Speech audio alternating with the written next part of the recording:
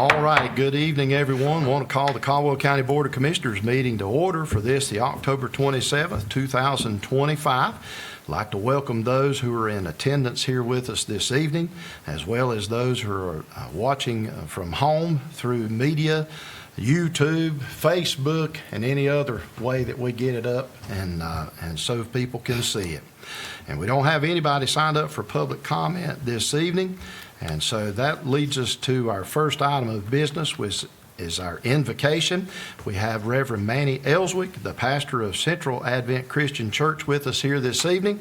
And then we'll follow that with our Pledge of Allegiance, and Commissioner Patrick Starnes will lead us in that. So welcome, Pastor.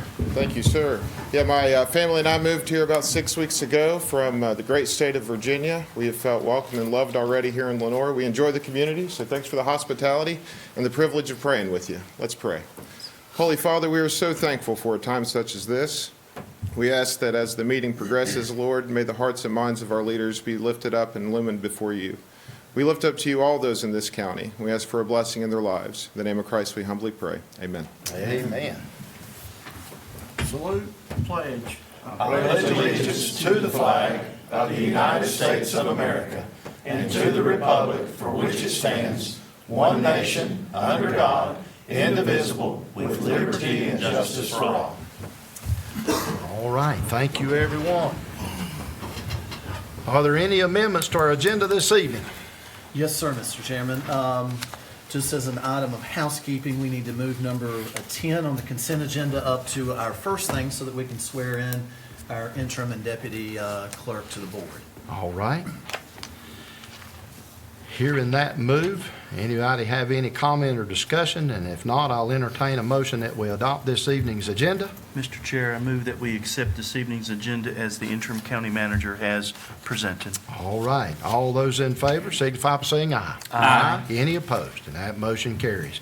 And that brings us to our first item of business then, and that is the appointment of our deputy clerk, which is Miss Iris Whitt. And Iris was so kind to be able to help us in this during our transition. Our former clerk had resigned and took another position in another municipality, and so we have asked Iris to fill in for a time until we can find a new clerk, and so she's willing to do that and to continue on even in that role after that, so we can have a backup plan going forward. So with that, I'll go ahead and make the motion that we appoint Iris Whitt as our deputy clerk, and I'll call the question. All in favor say aye. Aye. Any opposed? And that carries unanimously. And the first item for Ms. Whitt is to be sworn in. And our Register of Deeds, he's going to take one hat off and put his other hat on this evening, and he's going to swear Ms. Whitt in as our deputy clerk. So. Ms. Iris, if you'll place your left hand on the Bible, raise your right. And I'm going to read this to you, and if you'll just say I do at the end of each paragraph. Do you, Iris Whitt, solemnly swear that you will support the Constitution of the United States, so help you God? I do. Do you, Iris Whitt, further solemnly and sincerely swear that you will be faithful and bear true allegiance to the state of North Carolina and to the constitutional powers and authorities which are or may be established for the government thereof? That you will endeavor to support, maintain, and defend the Constitution of said state, not inconsistent with the Constitution of the United States, to the best of your knowledge and ability, so help you God? I do. Do you, Iris Whitt, further swear that you will well and truly execute the duties of the office as interim and deputy clerk to the Board of Commissioners according to law, so help you God? I do. Congratulations. All right.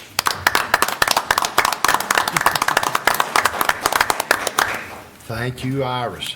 We look forward to a long relationship, right? All right. And that brings us to our next item on the agenda this evening, and that is a presentation by VAYA Health. And we have Dustin Burleson with us here this evening. And so, Dustin, you come. All right.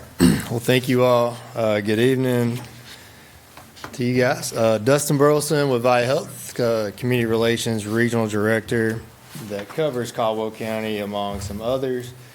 And really just wanted to start for some of you guys who may not know who VAYA is, we're a public managed care organization, and we really prioritize whole person health. So managing the Medicaid, state funds, and local funding to connect the people we serve with healthcare services and supports. If you think back to what VAYA used to be, we used to really serve those people who were behavioral health, substance use, and IDD. And a little over a year ago, when Taylor Plan launched, we began, if you can see there under VAYA Total Care, we began managing the physical health, the TBI, which is traumatic brain injury, pharmacy services, long-term services, and supports for Medicaid beneficiaries. And then we also manage the Medicare Direct. So that's somebody that's not in a health plan, like a standard plan or Taylor Plan, that has a behavioral health, substance use, or IDD diagnosis. And then the last thing that we do is we manage the state funds. So all the state dollars that come in funnel in through the LMMCO, and then we have comprehensive providers in all of our counties that are really charged with seeing anybody that's uninsured that walks in the door. And I think I mentioned we got 32 counties, but if not, just to let you know that. So one of the things I just wanted to mention today is the department in North Carolina is preparing for the Rural Health Transformation Program. The goal is the federal funding to increase access to care and improve health outcomes for North Carolinians, 3+ million rural residents. And so you can see the background is part of the big, beautiful bill, federal legislation that looks like it's projected to reduce North Carolina funding by right at $50 billion over 10 years. This RHTP funding is $50 billion over 5 years. That's going to be temporary and non-reoccurring. So the first $25 billion is going to be split evenly across the states. You can kind of see what North Carolina is projected to get. And then the second $25 billion is distributed by CMS. I know the department is planning on doing that application. I think we'll talk about that a little bit in the other slides. But just so you guys know, I think North Carolina is the second most rural county or state in the United States, with 71 of our 100 counties being considered rural. There are 5 strategic goals that come out of this. One, make rural America healthy again, and so that's supporting the rural health innovations and new access points to promote preventative care and address root causes of disease. The other, sustainable access to care, really helping rural providers be able to have long-term access points by improving efficiency and sustainability. The workforce development, we know, is a challenge in some of our rural areas. This attracts and retains highly skilled healthcare workforce, strengthening recruitment and retention in these rural communities. And then innovative care and then technical innovations, which really promoting the efficient care, delivery, data security, all those things that's needed. So North Carolina's application is going to outline plans to improve access to rural hospitals and providers, strengthen the rural health care workforce, foster provider partnerships, and improve outcomes for rural residents. You can see the timeline here. The fall of 2025, the department was collecting provider and community feedback through input sessions. I'm pretty sure that just recently ended. And then at the end of the year, the target for CMS application approval, and then with the hopes of public notification and the funding application process for providers and hospitals in early 2026. All right. The next piece of just some VAYA updates we want to share is, as you all, I'm sure, are aware, especially the speaker, is that the General Assembly is still working on passing a budget. I think there's been several, or at least a few mini budgets that's been passed. But either way, DHB and the General Assembly Physical Research both projected Medicaid shortfalls, although there might be a disagreement between the amount. Both the Governor and Secretary have sent joint communication outlines proposed the changes to fiscal year 26 Medicaid budget and related provider rate cuts, reductions based on the mini budget funding. And so the departments implemented rate reductions on October 1st, with Medicaid services being cut by 3% and targeted services cut by either 8 to 10. So VAYA is going to wait until November 1st to implement these reductions. So we're still operating on the prior rates with the hopes that the final budget will eventually get passed and will mitigate these reductions. Another piece just to mention, the single stream funding, this is where we talked about the state funding for indigent care that runs through, has been reduced about approximately $6 million based on the mini budget. And so that's the funding that we get to really, create services in these counties that for people who don't have insurance when it comes to these things. And in the big news, I think that you guys have probably heard for several years, is the department announced that Blue Cross Blue Shield will be doing the Child and Family Specialty Plan, and that's going to go live December 1st. So we're working on warm handoffs with Blue Cross and things like that. So I think there's a webinar coming up Wednesday if counties have a little more information on that. All right, a couple more things and then I'll be done. So Hope for NC grant. Something that we're just sharing that's impacting a lot of our Helene recovery counties. I think there's a high number of VAYA counties that was impacted by the hurricane. There is a helpline for these community members if they want to call, and this just kind of shows some of the things that they get. And then this is just a map that shows the impacted counties in Western North Carolina, with 22 of the 25 being served by the Hope for NC grant. Real quick, I did want to mention CIT training. I did leave some brochures about CIT up on the desk here, and it's really something that VAYA trains in all of our 32 counties. I know Caldwell Law Enforcement, we got first responders. It's really good training if you want to participate. But we also want to make sure that people are aware that there are CIT trainers out there. And then there's crisis phone numbers, stuff like that on here as well. And then lastly, just wanted to give an update. I know we've talked about, maybe not here, but I know Mr. Potter has been a part of the Caldwell office that VAYA has on 825 Wilkesboro Boulevard that we're doing to renovate to add some more substance use services in the county. And it's been a long process, but it is something that continues to move forward. We've identified a provider coming into that to provide a lot of substance use services to go along with your drug treatment court that we hope can really fulfill some of that. We are in the process, I think the goal of December 1st to take some bids on that project. We've really got two options. That's one is to renovate the current office and do an addition versus doing a completely separate building on the property. And so as that information comes, continues to move forward, I will certainly let you all know about that. And that's what I got.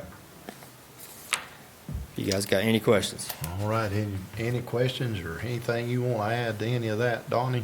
No, I just, I serve on the board of directors for VAYA Health, and it's been a big learning experience and understanding exactly what they do and how much they're involved in the day-to-day health care of people in the catchment area, which is the 32 counties. So I appreciate everything VAYA does. They do a really good job. If you look across the state at the other organizations such as VAYA, we're usually above where they are as far as the audits and things that we do. So they do a really good job of managing what's there. Very well. So we appreciate you coming Absolutely. through. Thank you all. Giving Thanks, us an Dustin. update. Thank you. Yes, sir. Our next item is a presentation by our DSS director, Ms. Kim Arnett. And looks like Chris is coming and a couple more. Reinforcement. Oh, okay.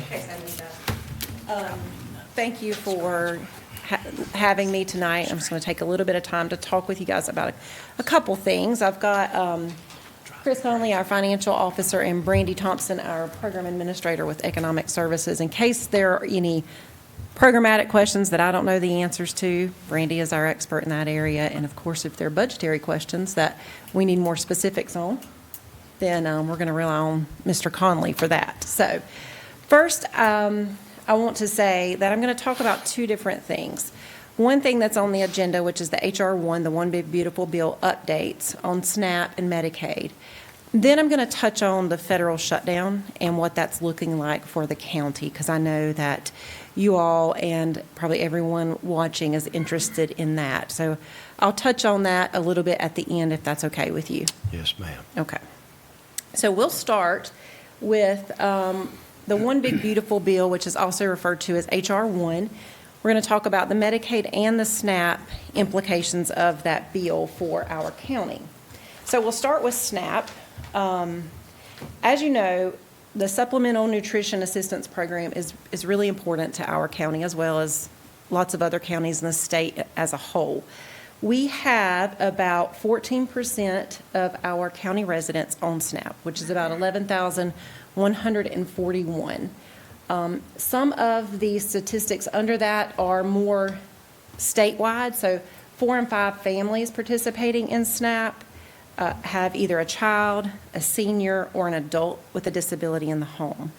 Also, retailers get a lot of their sales from SNAP benefits, around 11 to 18%, of course with bigger impacts in counties like ours. They estimate that for $1 in SNAP benefits, about $1.80 in local economic activity is generated. So when we talk about eligibility programs like food and nutrition or Medicaid programs, there are really two major parts of those programs. There's the administrative piece, which is where, it's the staff who are doing the work, who are taking the applications, who are making those eligibility determinations. And then there's the benefits that the public participants receive, so the money that they get from the program. So we're going to first talk about the benefit cost share that is included in H.R. 1. So the benefit cost share starts October 2027, where states are going to be required to pay a portion of the benefits for participants. Now, this has historically been something that is fully federally funded, and so states and counties haven't had to pay for that benefit cost to participants. But starting in October 2027, states will have to pay a portion. This portion of what the states are going to have to pay is based on what's called a payment error rate. So you can see it up there. They've simplified that as the PER, and you'll hear people refer to it as that. And this cost share increases as that payment error rate increases for states. And so it is a state as a whole and not individual counties. So you can see on that chart there that if the error rate is less than 6%, then there's a 0% cost share. And it can go up to as high as 15% if the error rate is over 10%. And so we'll start having to take this into consideration in our 26-27 budget. So when we talk about what the payment error rate is, that's really where benefit payments are made incorrectly. There's either too high or they're too low. And so any overpayments are already required to be recouped and repaid to the federal government. So you can see on our third bullet there, the North Carolina cost share as a whole is based on the 24 payment error rate of 10.21%. That's going to be around a 15% cost share. And so for North Carolina as a whole, that's $420 million per year. For Caldwell County as a whole, that would be $3.6 million. So if the error rate were to drop as a state between 6 and 10%, the county cost share would be $2.4 million. And so here is how it breaks down as a state. There are the number of counties that are in those categories. So you can see there's 58 counties with a less than 6% error rate, and then 5 between 6 and 8, 5 between 8 and 10, and 25 greater than 10. 7 of them aren't in the sample, but we are in the percentage or in the group where our error rate falls under the 6%. So that's good for us, except it is a statewide error rate that they have to go by. So Kim, in other words, even though we're lower, other counties could be higher, which could cause the state to be higher. Correct. Okay. Correct. And that impacts us ultimately. It would impact us. Right, but because that's higher. Right. Correct. Right. So if all the counties were under 6%, then North Carolina would have a 0% benefit cost share. Unfortunately, that's not the case right now. And the state, they are working on ways to reduce the payment error rate, but that's going to take time. Hopefully, some technological changes that they can make within our state system that will catch those errors quickly and more accurately.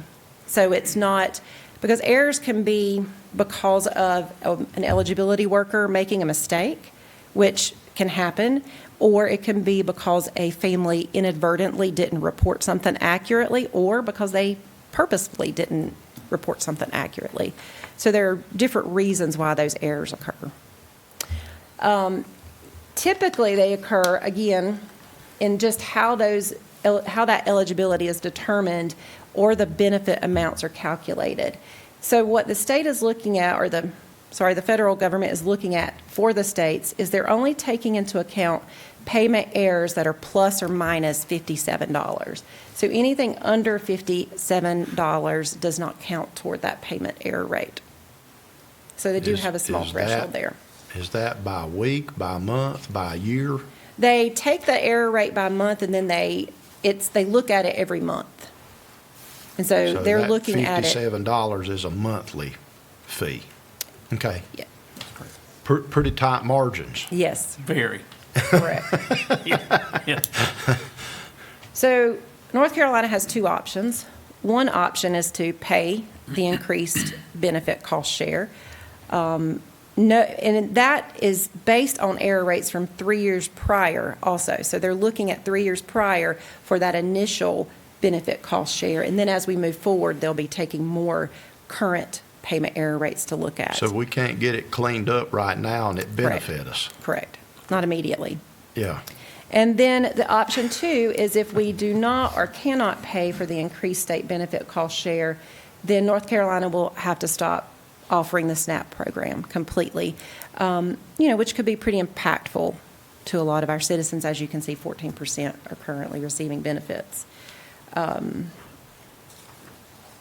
So that is for the benefit cost share. And I will say this too, we at this point do not know what the state will do as far as helping with the county's cost. So we don't have any information about that right now. So my purpose in being here tonight is just to give you this information so you know it's coming.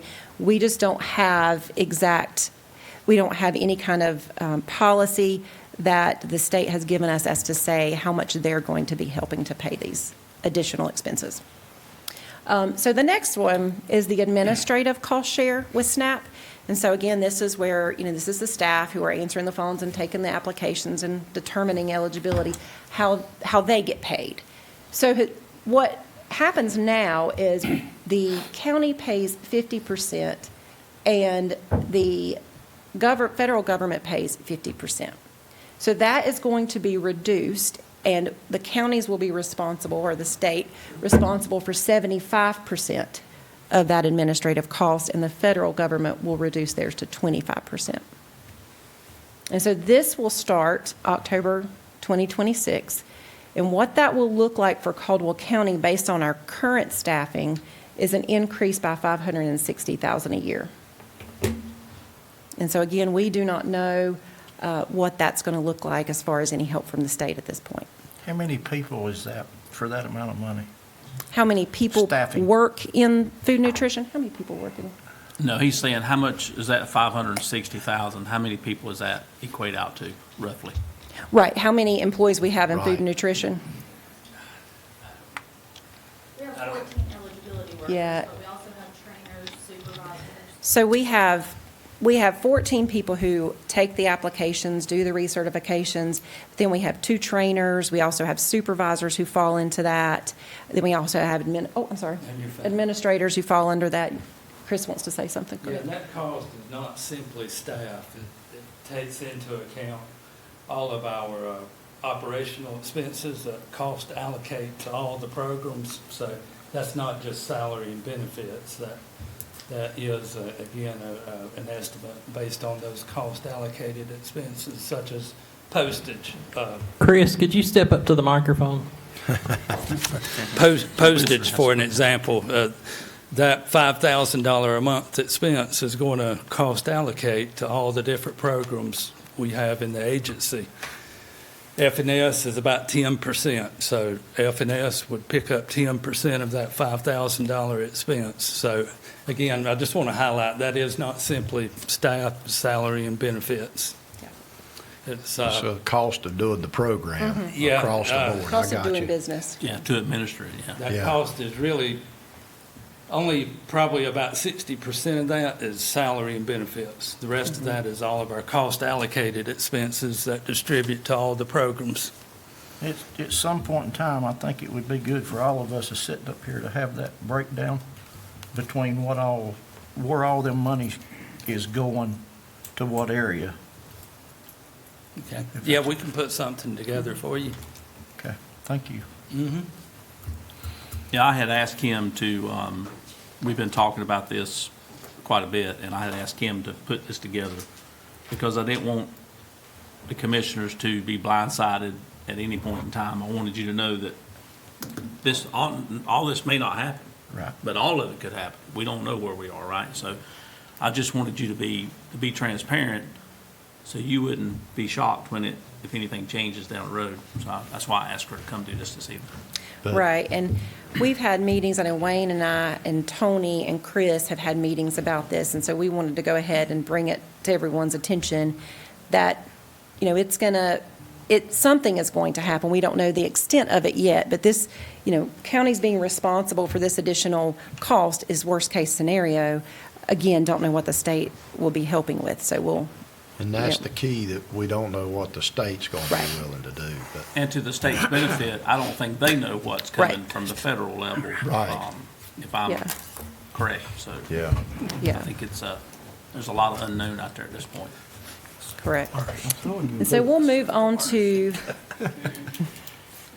the Medicaid changes. Piece there, so. So there are some eligibility and enrollment changes that are coming with Medicaid as well as a result of H.R. 1. So the ones that I'm going to hit on tonight are the work and community engagement requirements. And so what this is additional eligibility requirements where individuals are going to have to work or be enrolled in some sort of community engagement for up to 80 hours per month. And so that can look like employment, job training, community service, volunteering for 1 to 3 months prior to the application, and then at least 1 month within every 6-month period. And so, and this work requirement is going to be for a specific population of Medicaid, and that is the Medicaid expansion that I'm sure you guys remember hearing about that was just passed recently. So that will come into effect January 2027. by the way, I'll say right there, that Medicaid expansion was not supposed to cost us anything, right? So you are. That's what we And so were told that. Correct. And so Yeah. I'll touch on that just for a minute, because one of the quandaries and one of the difficulties for the state right now is there is a trigger law that if any state money goes into expansion, into paying for the expansion population, then expansion will go away. And so I think there's trying to figure out how do we help counties pay for some of this additional work that's going to be involved in these eligibility requirements and something else I'm getting ready to talk about, additional recertifications without the state having to put in that money. So there are things that they're having to figure out right now so that the expansion does not go away and the state's not paying for it. We'll talk, the next one is the recertifications I just mentioned. Currently, we have 36,471 recertifications that our staff do. With the new requirements in HR 1, they're going to be having to recertify this particular group. It's going to have to, Medicaid expansion, it's going to have to be recertifying every 6 months instead of every year. So that's going to create an additional around 6,500 recertifications that are going to happen every year. Did you say that number again? Yeah. 36,471 recertifications Of every year. 88,000 people in Caldwell County, we have 36,000. Recertifications that occur. And Brandy can talk more about what that means if you would like her to. I think they want to hear that. Yeah. So for Medicaid, families get a recertification every year. So those are the number of individuals that are currently receiving benefits under various programs of 36,000. Medicaid. And some of the, talk about family planning, just how. So family planning is a program that is very limited service.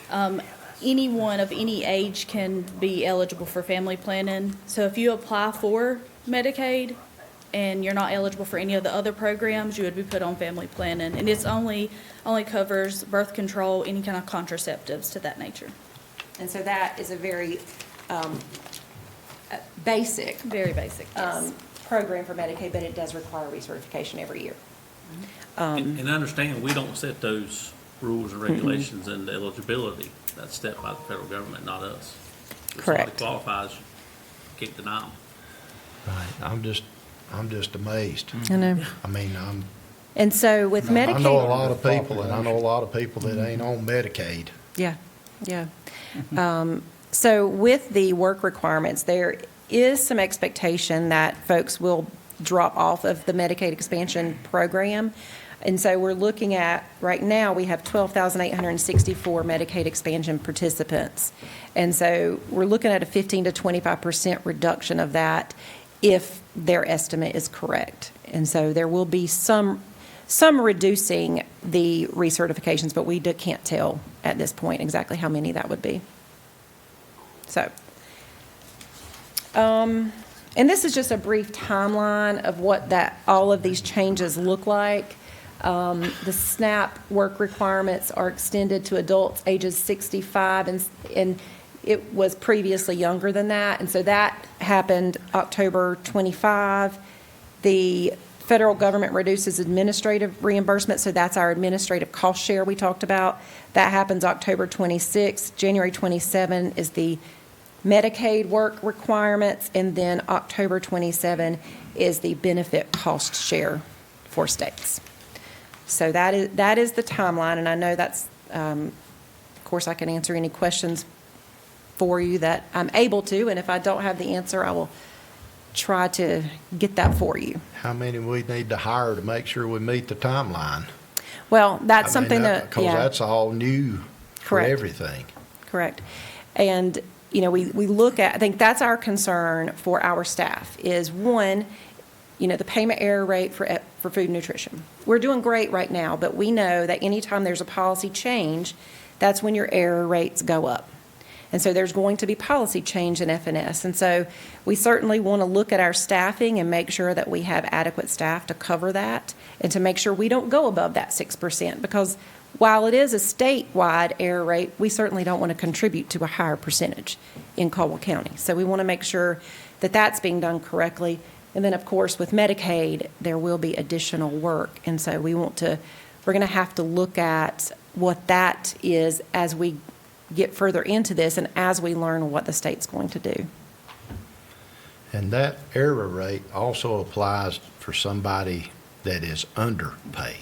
Correct. Or not paid at all. So for Correct. the naysayer out here that says, well, just cut everybody off. Right. You can't do that either. No, you Because the cannot. state's going to come back and Correct.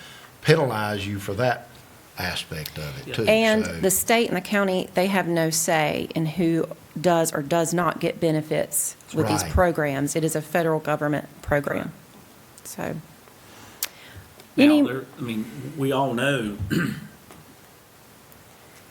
how do I say this? We all know that there's, and I have a personal story I can tell y'all offline, that there's people who, over the last 12 months, who have been put on Medicaid that didn't qualify, shouldn't have been on there, right? I think over the last several months, they are beginning to be weeded out. And I think over time, you'll see, I can't speak for our county specifically, 'cause I think we've done a much better job than some other counties of making sure that if somebody's not supposed to be on it, they're taken off of it. Because if you go out to the marketplace, let's just say you're married, you've got a couple of kids, and the wife goes out and applies on the open market and goes into the system, puts all the information in there, puts your name and everything in there, there's a possibility that you could automatically qualify. That happened to my son, and he's not eligible. Right. But it took him almost 9 months for them to get him off of it. He's off of it now. But there's a lot of errors in the system, right? In the system as it is, the national system, right? Especially in marketplace. In marketplace, and a lot of insurance. problems. That's a mess. A lot of problems in there. That whole thing's So a mess. I do feel that, I think I think we're on the right path. It's just gonna take us some time to weed through it all, to wash and flush out all the stuff that should be flushed out. And we're probably looking, a couple of years before we really know the true feeling of it, I think. But in the meantime, we could be on In the the meantime, hook we could be on the hook. 25 or 50% of what Absolutely. we don't Absolutely. get. So, I mean, Yeah. it could be a significant hit to our budget depending on how things play out. yeah, Correct. $2 or $3 million is a big hit. It is. It is. It is a number. We don't have that just lying around. Right. Like a lot of people think. Yeah. And so that's why, Donnie and I were talking, and we just wanted to bring this to you as soon as we could, so that so that we can be on the lookout for Be what. planning for it. Yeah. Yeah. Any questions about that before I talk briefly about the shutdown? And I got lots of questions, but I'm not going to ask them now. that's fine. That's fine. I think you've depressed us enough. I hope Yeah. I know. I feel like Now. I really haven't brought you any good news. I'm sorry. So with our shutdown continuing, the USDA has suspended SNAP benefits for the month of November, starting November 1st. So we put out a notice last week that this was a possibility, and now we got more word today that if it continues, the November 1st or November benefits will be paused, and that's the word that they're using, is paused. So we are also putting out more information probably tomorrow. I started working on it this afternoon, on our social media, on Facebook, on our county website, county Facebook page. We have given the information to our staff, so when people call in, that they know what to say, and they're all communicating the same message. And we've put resource lists on our Facebook page. We have resource lists in our lobbies, and all our staff have access to those resource lists for local food pantries. So we'll be putting that out again tomorrow. As far as taking applications and doing recertifications, that's still going as normal. Those operations are continuing. So that's it. I do know that the USDA has put out, has indicated that individuals may receive retroactive benefits for November. So that is a possibility as well. So there is some good news there, that if they had to have their benefits paused in November, they may receive those retroactively once the shutdown is over. Kim, when do those benefits hit during the month? At the first of the month? Or So there is a middle? long span during the month that those benefits hit, and it can be from the beginning of the month to close to the end of the month, like the 24th, 25th. Social Security number. It's based off the Okay. last four of the Social Security number, and so people get them all throughout the month. Yeah, and so we know that that's going to impact a lot of families, obviously a lot of families, a lot of individuals here in the county. And so we've tried to arm them with information as much as we possibly can. We've sent the information to the health department, to our community agencies, have the information about the local food pantries. Kim, what's the possibility of sending letters to these recipients? I know that the state is actually text messaging all the recipients. And so the state is putting out notifications through text messaging, their websites, social media, things like that. So they will be The getting reason I that. say that, a lot of senior citizens and people with disabilities may not have access Right. to social media and things of that nature, so. Yeah, so they'll be getting text messaging for that. What magnitude of cost are you talking about to feed these families if they don't get the money? Can you repeat that? I'm sorry, I didn't. At what cost, dollar-wise, if they don't give the people the money to feed themselves, have you got a dollar number on that? I can tell you that benefit amount for Caldwell County is around, I'm going to check with Chris, 2 million a month Almost 2 million a month for this calendar year. Woo. each month. It's about 2 Per million. month, Pete, per month. Is that what you were asking? Just Yeah, a that's Yeah, that's what he's exactly asking. what he's That's asking. exactly what he's asking. And states cannot, well, I don't say they cannot, let me rephrase that. The federal government will not reimburse states for paying that to recipients right now during the shutdown. So that's a non-reimbursable. And you Right. may not get it back if you just stepped up to the plate and did it. That's the reason I was asking. Yes, sir. Yeah, right, yeah, unfortunately. And that's affecting 14,000? 11,000. 11,000, okay. Yeah, 11,000. For us, staffing-wise, at this point, the only concern that we know of is a delayed reimbursement for our staffing. So we haven't heard of any other concern yet as far as funding goes for staffing in the administrative part of the programs, other than delayed reimbursement.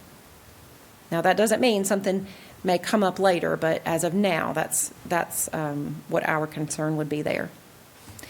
We also have an emergency assistance program. I'm going to let Brandy just speak about it for just a second, about what the shutdown, what that might look like with the shutdown. And Kim, those positions that you were just speaking of, the county does pay a portion of that, and so it's like a 50, Yes. whatever. Is it 50%. Right 50-50? now, it's 50. Mhm. So if we don't get the 50%, then potentially we could be on the hook for that other piece. Well, and I can let Chris talk about that, talking about the employee staffing and the reimbursement and. Yeah, at this time, we just think there may be a delay in reimbursements. So, yeah, the county may be on the hook for it for a month or possibly 2, but prior to the end of the fiscal year, we would get that money. It would be reimbursed, is our understanding at this time. At this point, we don't have the concern that it will not be reimbursed. Okay. We have the concern it will be delayed, but we haven't gotten any information to say it will not get reimbursed. I want to go back a step on the 2 million people. $2 million. $2 million of 11,000 people. That's $181 a person. Is that 1 meal or 3 meals, 2 meals? That's a monthly allocation. They get a monthly allocation based on their income and how many people are in the household and qualify for the program. Now, is the monthly allocation, does that come to them one time a month or every week? It comes to them one time a month. And they get that on an EBT card, and that's based on their qualifying criteria. Okay. So one family could get $50, another one get 200. Yeah, 200. correct. Yeah. Correct. I think Brandy's going to talk about emergency assistance really quick. So a little bit about the emergency assistance program. It is a program that we operate that provides assistance to family in crisis situations. Normally, it's heating and cooling services.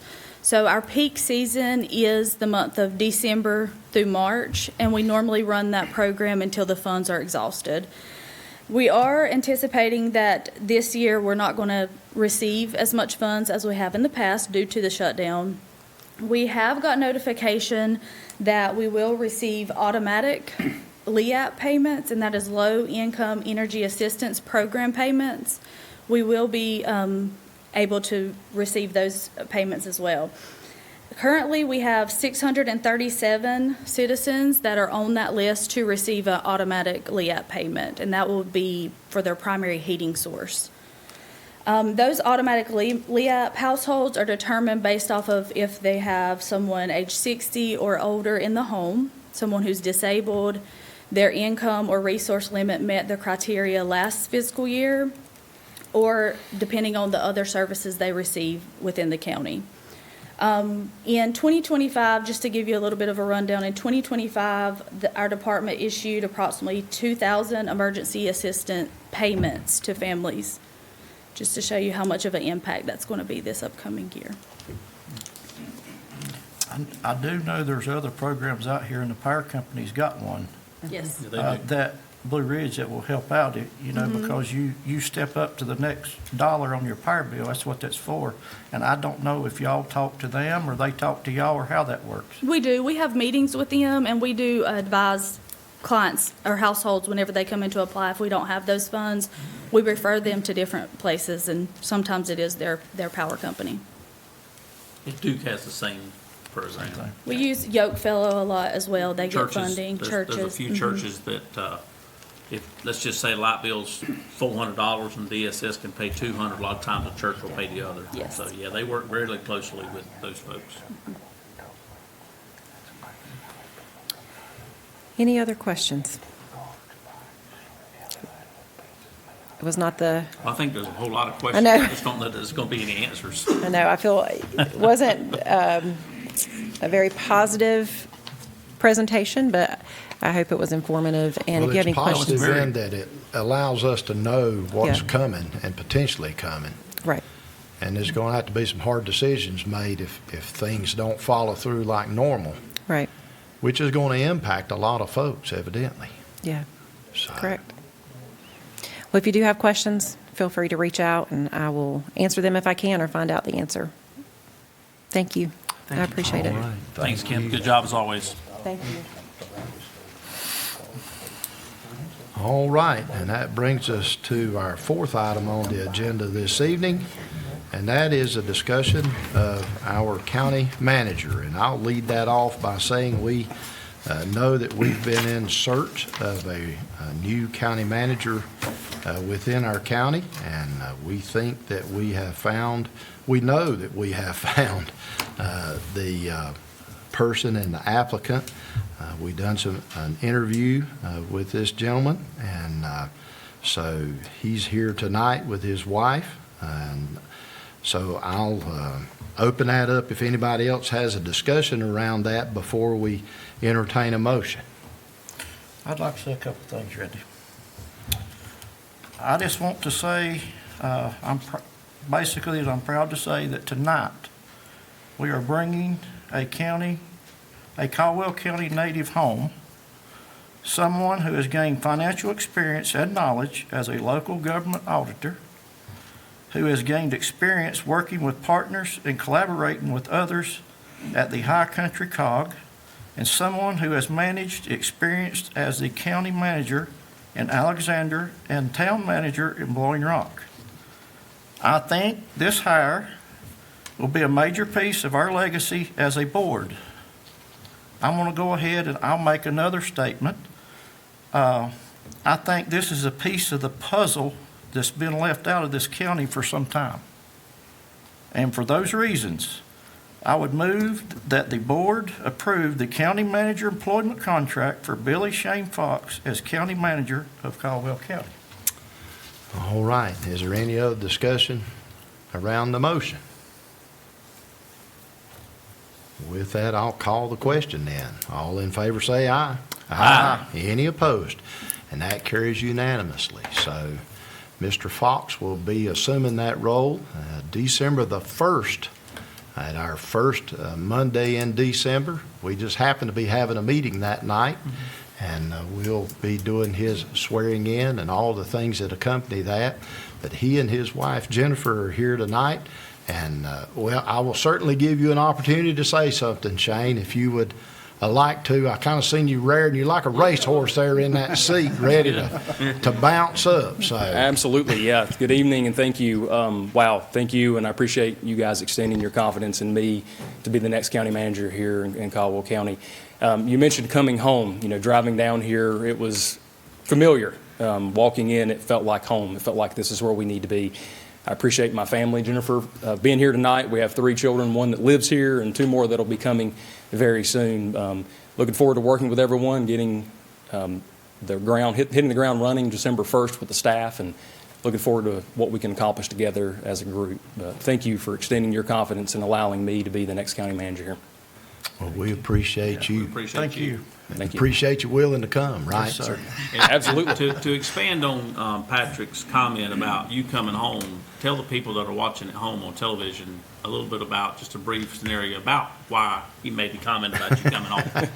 Yeah, so my wife, Jennifer, and I, we're both from Caldwell County. I go back, I think, a little bit further than her. My family goes back before Caldwell County was Caldwell County. So I'm a Fox. I'm also a Bumgarner, a Chandler, a Pennell, a lot of different things that have names that recognizable names within this county. So it is truly coming home here. So not only was I able to be reared in the Dudley Shoals community in Granite Falls Elementary and South Caldwell High School, Caldwell Community College, Dr. Porch here, and then Appalachian State. So this is truly coming home for us, and we're appreciative of the opportunity to be here. Good. We're excited to have you. Absolutely. Thank you. Yeah, so I'm on. Thank you.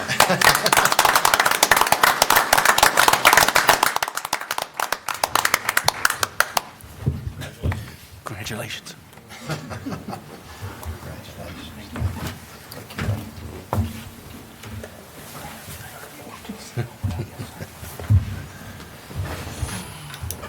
All right, so can't say how pleased we are, and just appreciate the process and getting to this moment in our time in history. So thank you again.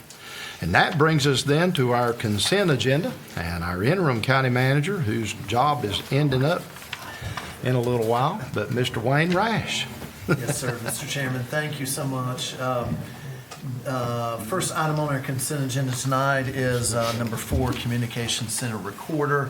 This budget revision allows for the purchase of a new recorder system for the 911 center, paid for with 911 fund dollars. And so that's on our agenda. The next is number 5, a budget revision for a 911 fund repayment. Every year, of course, there's an audit done of those 911 funds and the expenditure, and we have to return about, I think it's 14,000, yeah, a little bit over 14,000, 14,124 for that. Number 6 is a designation of an agent form for hazard mitigation grants for the water department.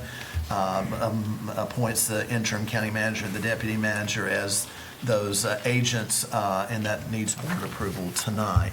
Number 7 is a budget revision for water fund ticket system. We allow the water fund to purchase a new ticket system to keep track of work orders and those sorts of things. Comes out of the water fund, so does not require a general fund appropriation. And then the next is number 8, a budget revision for a forklift for the warehouse that the county is working on purchasing. We received a grant for emergency management in the prior year for $50,000. This would allow us to move that grant money over to this year to spend those grant funds for that purpose. The next item is jury commission appointment.